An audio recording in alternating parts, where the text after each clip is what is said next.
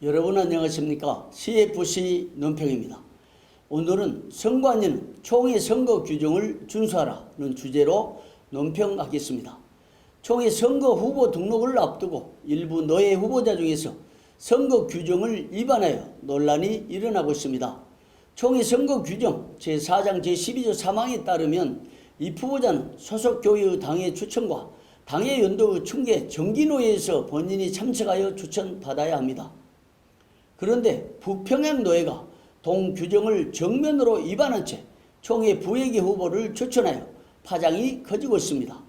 기독신문은 6월 29일자 인터넷판에서 부평양 노예의 위법 사실을 상세히 보도했습니다. 총회 부회계 후보를 추천한 부평양 노예의 위법성은 5월 25일 열린 부평양 노예 임시노예에서 이창원 장로를 부회계 후보로 추천함으로써 주변에 알려졌습니다. 이는 총회 선거 규정을 정면으로 위반한 불법 추천이었죠.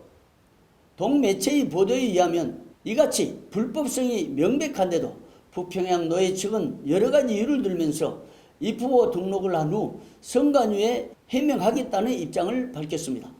하지만 선거관리위원회는 올해 선거관리는 규정에 의해서 진행하겠다는 입장입니다. 부평양 노예의 문제는 여기서 그치지 않습니다.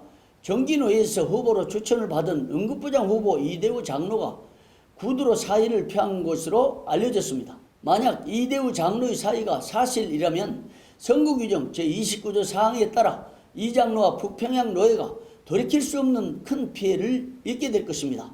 선거규정 제29조 사항에 의하면 노예의 추천을 받고 등록하지 않거나 등록 후 사퇴한 자는 향후 4년간 총회 총대 및 총회 공직을 제한하며 추천한 노예는 향후 4년간 선출직 이 후보자를 추천할 수 없습니다. 따라서 이대우 장로가 구두 사의를 표했다 해도 정기노예에서 추천받은 응급부장 후보로 등록을 하지 않으면 이 장로 본인에게 향후 4년간 총회 총대 및 총회 공직이 제한될 겁니다. 또한 부평양 노예도 향후 4년간 선출직 이 후보자를 추천할 수 없게 됩니다. 그렇게 되면 당사자나 노예가 정말 큰 피해를 입게 된 것이죠. 더욱이 선관위가 임시노예에서 추천받은 부회계 후보 이창원 장로에 대해서 자격을 부여하지 않을 경우 선거규정 제20조 2항에 따라 등록금 2천만 원은 반환받을 수 없습니다.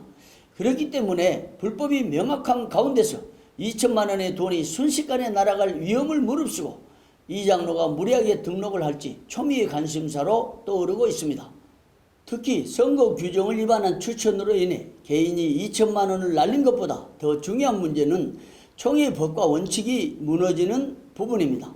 나중에 각 노예마다 사정이 있다고 하면서 너도 나도 임시노예에서 추천을 받게 되면 선거 규정은 휴지 조각이 되고 결국 총회 법 질서가 무너지게 될 것입니다.